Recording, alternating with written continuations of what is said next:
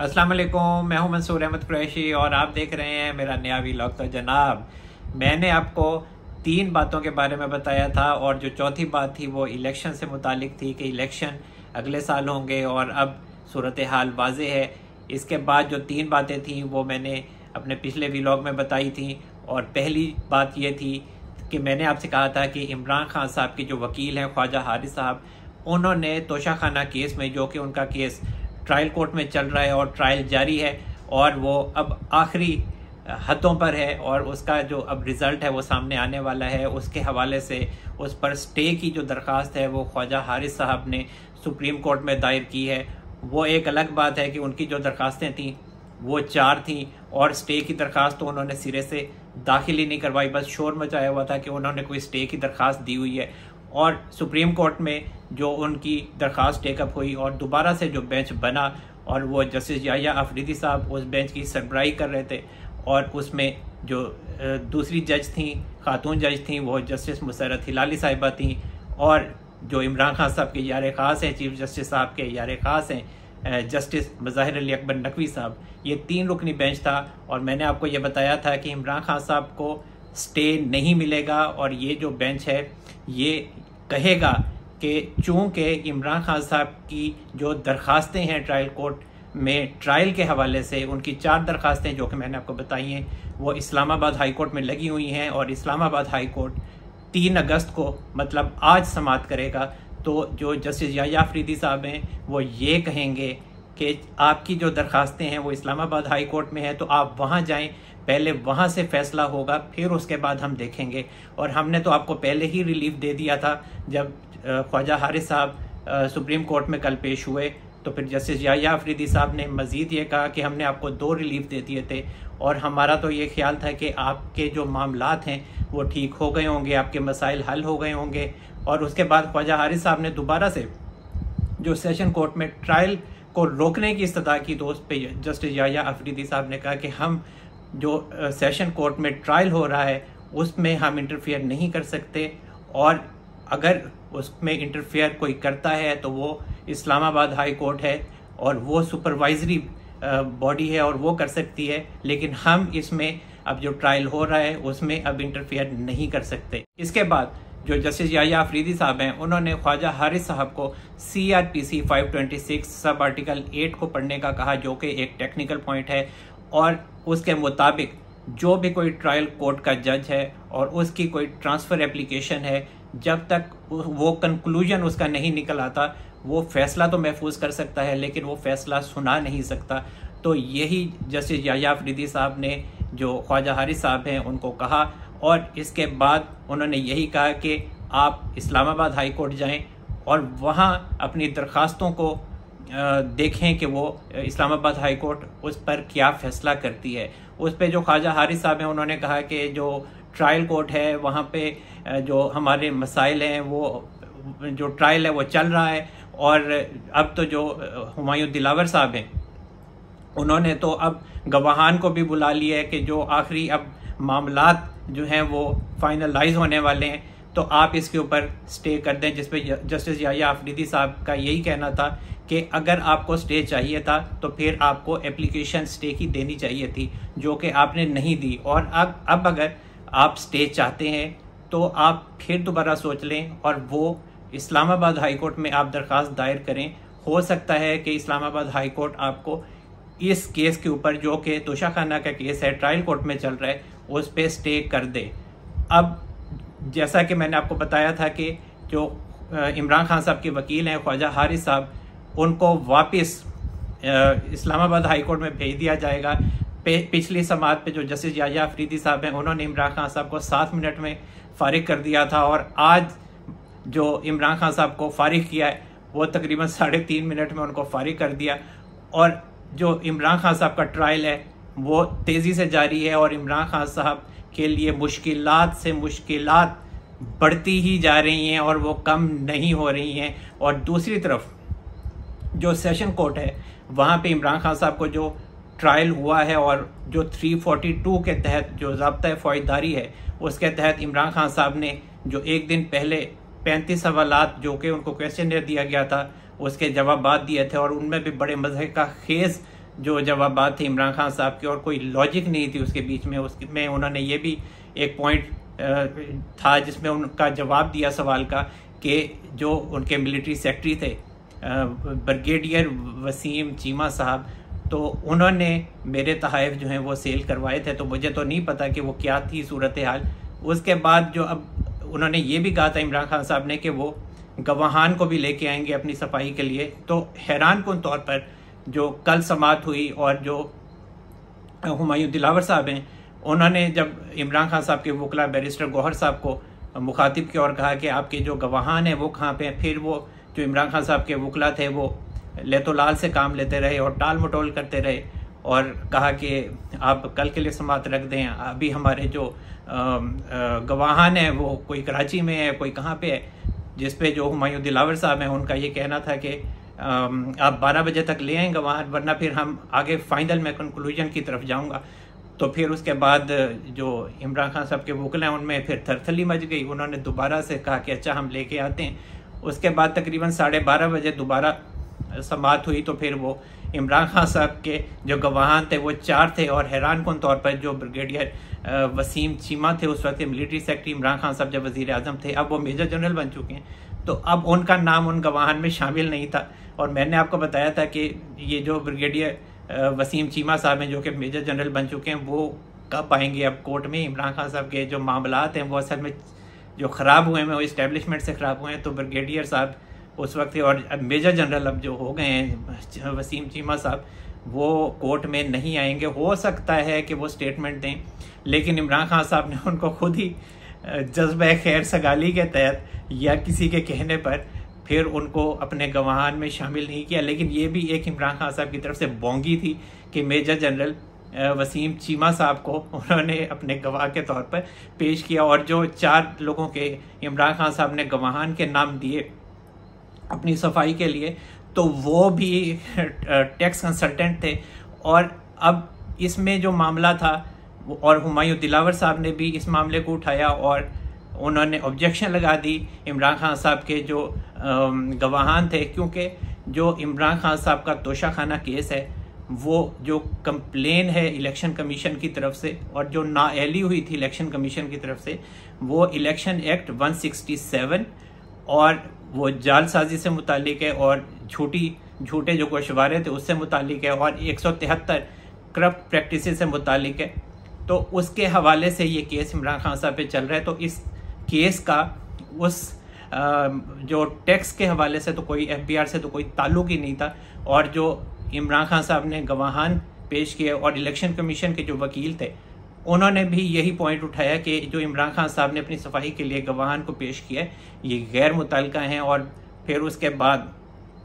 जो हुमायूं दिलावर साहब हैं उन्होंने इमरान खान साहब के जो वकील थे उनको कहा कि आपके पास और कोई मज़ीद कोई गवाह है, तो उनके पास कोई जवाब नहीं था। उसके बाद जो इमरान खान साहब के वकील हैं उन्होंने कल तक का टाइम मांगा कि हमें कल तक का टाइम दें, लेकिन जो हुमायूं दिलावर साहब हैं उन्होंने उनको टाइम नहीं दिया, और फिर उन्होंने फैसला लिखवाना शुरू कर दिया। उन्होंने अपने फैसले में यही लिखा कि इमरान खान साहब ने अपनी सफाई के लिए कोई गवाहान नहीं पेश किए उस तरह के जो इस केस से मुतालिक हों, और ये जो गवाहान थे ये गैर मुताल्लिका थे, और जो कंप्लेन थी वो आर्टिकल इलेक्शन एक्ट के आर्टिकल 167 और 173 के तहत थी। तो ये मामला जो है ये जालसाजी और झूठे गोशवारे और ये करप्ट प्रैक्टिसेस से मुतालिक था। तो अब आज दोबारा से समाअत होनी है इमरान खान साहब के हवाले से, और आज फाइनल जो दलाइल हैं वो होंगे, और उसके बाद जो फैसला है वो महफूज किए जाने का इम्कान है। अब अहम मामला ये है कि आज तोशाखाना केस का जो फैसला है वो हुमायूं दिलावर साहब इमरान खान साहब के खिलाफ महफूज करते हैं या नहीं करते हैं, ये भी एक बड़ा सवाल है। और दूसरी एक बात मैंने आपको ये बताई थी कि जो चीफ जस्टिस उमरता बंदियाल साहब हैं वो मिलिट्री कोर्ट्स में सिविलियंस के ट्रायल के खिलाफ जो दरखास्तें हैं उसके हवाले से जो करामत अली और उनके जो वकील हैं फैसल सदीकी साहब, उन्होंने जो इस्तदा की है सुप्रीम कोर्ट से और दरखास्त दायर की है कि जो मिलिट्री कोर्ट्स में सिविलियंस के ट्रायल के हवाले से फुल कोर्ट बना दिया जाए। तो मैंने आपको बताया था कि बंदियाल साहब जो हैं वो फुल कोर्ट नहीं बनाएंगे। और इसके अलावा जो तीसरी खबर मैंने आपको दी थी वो ये थी कि हुमायूं दिलावर साहब के हवाले से जो फेसबुक पोस्ट्स हैं वो जो केस है और जो इस्लामाबाद हाई कोर्ट के चीफ जस्टिस आमिर फारूक साहब ने FIA में भेजा था और जो वहाँ की साइबर क्राइम विंग है उसको कहा था कि वो हुमायूं दिलावर साहब के फेसबुक अकाउंट की तहकीकात करे कि ये वाकई पोस्ट जाली हैं या असली हैं। इसके अलावा जो हुमायूं दिलावर साहब हैं उन्होंने भी FIA को लिखा था और कहा था इस्लामाबाद हाई कोर्ट के चीफ जस्टिस आमिर फारूक साहब को कि मुझे इंसाफ चाहिए, और उन्होंने भी FIA में लिखकर तहकीकात का कहा था कि इस मामले की तहकीकात की जाए। इसके बाद जो ये अब FIA की जो रिपोर्ट है हुमायूं दिलावर साहब के अकाउंट के हवाले से वो आ चुकी है और वो इस्लामाबाद हाई कोर्ट में जमा भी हो चुकी है। और जो सेशन कोर्ट के जज हैं हुमायूं दिलावर साहब, उनको FIA की रिपोर्ट में क्लीन चिट मिल गई है और जो FIA है उसका कहना है कि हमने हुमायूं दिलावर साहब के फेसबुक अकाउंट को बड़ी बारीकी से चेक किया है और वहाँ पर हमें कोई ऐसी पोस्ट दिखाई नहीं दी जो कोई नून लीग से मुतालिक थी या कोई पॉलिटिकल पोस्ट थी। और अगर कोई मज़ीद जांच पड़ताल करवानी है तो फिर पोस्ट का लिंक चाहिए। हमें स्क्रीनशॉट जो दिए गए थे रिपोर्ट जो हमें कहा गया था कि तहकीकात करें, तो उसका कोई लिंक वहाँ पर मौजूद नहीं है। तो इस वजह से जब तक लिंक मौजूद ना हो तो फिर उसकी फिर हकायक का मालूम नहीं किया जा सकता, और इसी वजह से फिर हुमायूं दिलावर साहब को क्लीन चिट मिल गई। और मैंने आपको ये बात बताई थी कि हुमायूं दिलावर साहब के अकाउंट से मुतालिक जो ये प्रोपेगेंडा है PTI का कि उनके अकाउंट पे फेसबुक का जो अकाउंट है उस पर नून लीग की पोस्ट्स लगी हुई हैं या इमरान खान साहब के खिलाफ पोस्ट्स लगी हुई हैं, तो ये महज ये जाली काम है, जाली पोस्ट लगी हुई हैं। और जो हुमायूं दिलावर साहब हैं वो उनको क्लीन चिट मिल जाएगी। और यहाँ पर ही अब जो जज के जो ट्रांसफ़र का मामला है, जो इमरान खान साहब के जो वकील हैं उन्होंने इस्लामाबाद हाई कोर्ट में दरख्वास्त दायर की हुई है जज के ट्रांसफ़र के हवाले से, तो वो मामला तो अब ख़त्म हो जाता है जब FIA ने हुमायूं दिलावर साहब को क्लीन चिट दे दी है। अब आगे क्या होगा? अब जो बहुत से दोस्त हैं उन्होंने ये सवाल पूछा है कि ये क्या होने जा रहा है इमरान खान साहब के तोशाखाना केस में। क्या इमरान खान साहब को स्टे मिलेगा या इमरान खान साहब को सज़ा होगी और कब होगी? देखें, जो तोशाखाना केस है इसको आप एक साइंस की तरह लें। तोशाखाना केस इस वक्त एक साइंस ही है और जो वक्त कम है और मुकाबला सख्त है। अब इमरान खान साहब को पहले तो बहुत ज़्यादा फैसिलिटेट अदालतों से किया जाता था, लेकिन अब जो मामला है अब वो इमरान खान साहब के लिए बहुत मुख्तलिफ है। इस टाइम जो रियासत है वो इमरान खान साहब को गुगली करवा रही है। पहले इमरान खान साहब बड़ी जो रश करते थे अपने ऊपर फैसिलिटेट होने के बाद कि जी देखें मैं बड़ा ईमानदार हूँ और अदालतें मुझे बड़ा रिलीफ दे रही हैं क्योंकि मैं बड़ा ईमानदार हूँ, मैंने कोई करप्शन की नहीं है, तो फिर ये जो हुकूमत है ये मेरे खिलाफ झूठे केसेस बना रही है। लेकिन अब जब रियासत ने इमरान खान साहब को लेग ब्रेक करवानी शुरू की है, गुगली करवानी शुरू की है, तो कभी बॉल इमरान खान साहब के इधर से निकल रही है, कभी बॉल इधर से निकल रही है, और इमरान खान साहब बैटिंग कर रहे हैं लेकिन बॉल उनसे पिक नहीं हो रहा और विकेट स्लो है, और इमरान खान साहब समझ नहीं पा रहे कि उनके साथ हो क्या रहा है। अब इमरान खान साहब का जो केस तोशाखाना का ट्रायल कोर्ट में लगा है वहाँ पर ट्रायल हो रहा है, इसको अब हम ये समझ लेते हैं। मैं खबर नहीं बताता आपको, मैं आपको अपना तजिया पेश कर देता हूँ कि ये हो सकता है और यही होने जा रहा है। अब जो हुमायूं दिलावर साहब हैं उन्होंने जो इमरान खान साहब का ट्रायल किया, इस दौरान में इमरान खान साहब को कहीं ना कहीं से फैसिलिटेट किया जा रहा था अदालतों में। वो किसी हद तक जो है वो अब फैसिलिटेशन इमरान खान साहब को ख़त्म हो गई है। अब जब हुमायूं दिलावर साहब ने ट्रायल शुरू किया इमरान खान साहब का, तो फिर मेरी नज़र में उनको ट्रायल में जो भी हर्डल्स थी उनको क्लियर किया गया और स्मूथली एक फॉरम दिया गया कि वो इमरान खान साहब का ट्रायल कर सकें। अब इस्लामाबाद हाई कोर्ट के जो चीफ जस्टिस हैं आमिर फारूक साहब, वो इस्लामाबाद हाई कोर्ट में बैठे हैं और वहाँ पर दरखास्तें आ रही थी, बाउंसर्स आ रहे थे इमरान खान साहब के वकला की तरफ से कोई इधर से आ रहा था, कोई इधर से आ रहा था, तो उन्होंने किसी को वेल लेफ्ट किया और किसी को उन्होंने बस रोका बॉल को। लेकिन ये है कि उन्होंने ट्रायल को रुकने नहीं दिया, ये बड़ी इम्पोर्टेंट बात है। तो ट्रायल चलता रहा और फिर उसके बाद ये अब क्या होगा कि जो हुमायूं दिलावर साहब हैं वो ट्रायल पर ख़त्म होने के बाद, ये सारी कंक्लूजन करने के बाद जो प्रोसीडिंग्स हैं और ये सारे दलाइल मुकम्मल हो जाएंगे तो वो फ़ैसला महफूज कर लेंगे। उस वक्त तक मेरे ख्याल से जो इस्लामाबाद हाई कोर्ट के चीफ जस्टिस हैं आमिर फारूक साहब, वो स्टे नहीं देंगे। चले हम आज की या कल की बात कर लेते हैं कि हुमायूं दिलावर साहब आज फ़ैसला महफूज करते हैं या कल फ़ैसला महफूज कर लेते हैं। तो उस दौरान में जो इस्लामाबाद हाई कोर्ट के चीफ जस्टिस हैं आमिर फारूक साहब, वो स्टे नहीं करेंगे। पहले हुमायूं दिलावर साहब फ़ैसला महफूज करेंगे। सपोज़ आज वो दिन को 2 बजे कर लेते हैं, तो फिर इस्लामाबाद हाई कोर्ट के चीफ जस्टिस आमिर फारूक साहब जो समाअत करेंगे दरखास्तों पे, उन्होंने भी आज ही करनी है ना, तो वो 4 बजे कर लेंगे या 5 बजे समाअत कर लेंगे, फ़र्ज़ कर लेते हैं हम। तो मतलब ये है कि पहले फ़ैसला महफूज होगा, उसके बाद जो आमिर फारूक साहब हैं वो समाअत करेंगे और फिर उसके बाद हो सकता है कि वो ये कह दें कि जो सेशन कोर्ट के जो जज हैं हुमायूं दिलावर साहब, वो फ़ैसला ना सुनाए। ये रिलीफ इमरान खान साहब को मिल सकता है। या फिर ये है कि जो ज्यूरिस्डिक्शन का मामला है और कि इमरान खान साहब के वकील ने जो दरख्वास्त दी हुई है कि ये अदालत के सेशन कोर्ट के दायरा कार में नहीं आता और ये जो इलेक्शन कमीशन है ये 120 दिन में गोशवारे चेक कर सकता था, उसके बाद नहीं कर सकता, तो ये एक पॉइंट है। तो इस पर हो सकता है कि जो चीफ जस्टिस आमिर फारूक साहब हैं वो स्टे कर दें, लेकिन ये है कि फ़ैसला महफूज होने के बाद ही ये होगा। उसके बाद जो मेरा ख्याल है वो कि जो सुप्रीम कोर्ट में जो जस्टिस याह्या अफरीदी साहब हैं, उन्होंने कहा कि इस्लामाबाद हाई कोर्ट के फ़ैसले को आप देखें, उसके बाद फिर आप हमारे पास आइएगा। तो मेरा ख्याल है कि जो सुप्रीम कोर्ट के चीफ जस्टिस हैं याह्या अफरीदी साहब, वो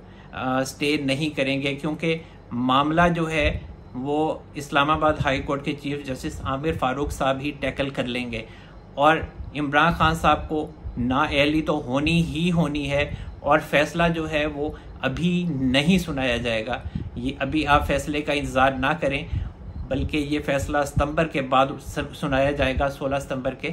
बाद सुनाया जाएगा। तो ये सारी सूरत हाल है। और इसके अलावा जो एक ख़बर तो नहीं है, मेरा एक तज्ज़िया है कि जो मियाँ नवाज शरीफ साहब हैं, उनके हवाले से जो मैंने बताया था कि वही आइंदा मुल्क के वज़ीर आज़म हो सकते हैं। तो फिर ये सवाल पैदा होता है कि शहबाज शरीफ साहब कहाँ जाएंगे, क्योंकि वो अभी वज़ीर आज़म हैं, तो वो इतने बड़े ओहदे से कैसे किसी छोटे ओहदे पर जा सकते हैं। तो मेरा ख्याल है कि जो वज़ीर आज़म शहबाज शरीफ साहब हैं, अगर नवाज शरीफ साहब आइंदा इलेक्शन में प्राइम मिनिस्टर बनते हैं तो फिर जो शहबाज शरीफ साहब हैं वो डिप्टी प्राइम मिनिस्टर होंगे और जो नवाज शरीफ साहब हैं वो बाहर के सारे मामलात को देखेंगे, जो बाहर की इन्वेस्टमेंट्स हैं और जो फॉरेन पॉलिसीज़ हैं वो उनको टैकल करेंगे और जो शहबाज शरीफ साहब हैं वो मुल्क के अंदर जो भी मामलात हैं उनसे वो उनको हैंडल करेंगे और जो इन्वेस्टमेंट्स हैं और जो वहाँ पर हर्डल्स हैं उनको आर्मी जो है, जो आर्मी चीफ़ हैं, वो उन हर्डल्स को दूर करेंगे और ये सारे मामला मिल के चलेंगे। तो पंजाब में जो नून लीग है वो हुकूमत बनाएगी। वैसे कहा जाता है कि जो मरीम नवाज साहिबा हैं वो आइंदा सीएम पंजाब हो सकती हैं। इसके अलावा एक और बात जो बहुत ज़्यादा ज़ेर गर्दिश है और कहा जा रहा है कि कौन केयर टेकर पीएम होगा। मैंने ट्वीट भी किया था, आपसे पूछा था कि कौन केयर टेकर पीएम हो सकता है, लेकिन मैंने आपको अपनी राय नहीं बताई थी। मेरा ख्याल है कि केयर टेकर पीएम या तो मोहसिन नकवी साहब हो सकते हैं या फिर इसहाक डार साहब हो सकते हैं। वैसे मुझे मोहसिन नकवी साहब पर ज़्यादा लगता है, लेकिन इसहाक डार साहब मुझे लगता है कि वो इस केयर टेकर सेटअप का हिस्सा होंगे। तो मोहसिन नकवी साहब जो हैं वो बड़ों के भी करीब हैं और वो नवाज शरीफ साहब के भी खासे करीब हैं। आप इस तरह से अंदाज़ा लगाया करें कि आजकल जो एक बड़े साहब हैं और जो मियाँ नवाज शरीफ साहब हैं, जो उनके बहुत ज़्यादा करीब होगा वही आगे आ सकता है। और इसके अलावा चीफ जस्टिस उमरता बंदयाल साहब ने जो मिलिट्री कोर्ट्स में सिविलियंस के ट्रायल के खिलाफ जो दरख्वास्त थी और जो फुल कोर्ट का मुतालबा किया गया था और उसे उन्होंने मुस्तरद कर दिया, तो वो फुल कोर्ट उन्होंने इसी वजह से नहीं बनाया क्योंकि बहुत से जो जजेस हैं वो चीफ जस्टिस उमरता बंदयाल साहब के बनाए गए बेंच का हिस्सा नहीं बनेंगे और फिर आगे वो प्रैक्टिस एंड प्रोसीजर बिल का मामला आ जाता है। तो इसी शर्मिंदगी से बचने के लिए भी जो चीफ जस्टिस उमरता बंदयाल साहब हैं उन्होंने फुल कोर्ट बनाने का फैसला रद्द कर दिया। और मैंने आपको पहले ही बता दिया था कि जो चीफ जस्टिस उमरता बंदयाल साहब हैं अब उनकी जो पोजीशन है वो खासी कमज़ोर है। और जो अटॉर्नी जनरल हैं उस्मान मंसूर अवान साहब, उन्होंने भी जो बातें की समाअत के दौरान, उन्होंने कहा कि हम तो पहले ही यकीन दहानी आपको करवा चुके हैं कि जो 102 लोग हैं मिलिट्री कोर्ट्स में ट्रायल के मुंतज़िर हैं तो उनको कोई सज़ाए मौत या कोई उम्र कैद का मामला नहीं है उनका, और जो भी जिसका भी ट्रायल होगा वो अपनी मर्ज़ी का वकील कर सकेगा और इसके अलावा जो राइट ऑफ अपील है वो भी मिल जाएगा। तो उन्हीं बातों पर ही इत्तफा किया चीफ जस्टिस उमरता बंदयाल साहब ने और कह दिया कि चूँकि सुप्रीम कोर्ट में छुट्टियाँ हैं तो इस वजह से फिर ये फुल कोर्ट का जो मामला है वो नहीं हो सकता। तो जनाब अब तक के लिए इतना ही। अल्लाह ताला हम सब पर अपना रहम व करम फरमाए। मंसूर अहमद कुरैशी को इजाज़त दीजिए। अपना बहुत सारा ख्याल रखिएगा। अल्लाह हाफिज़।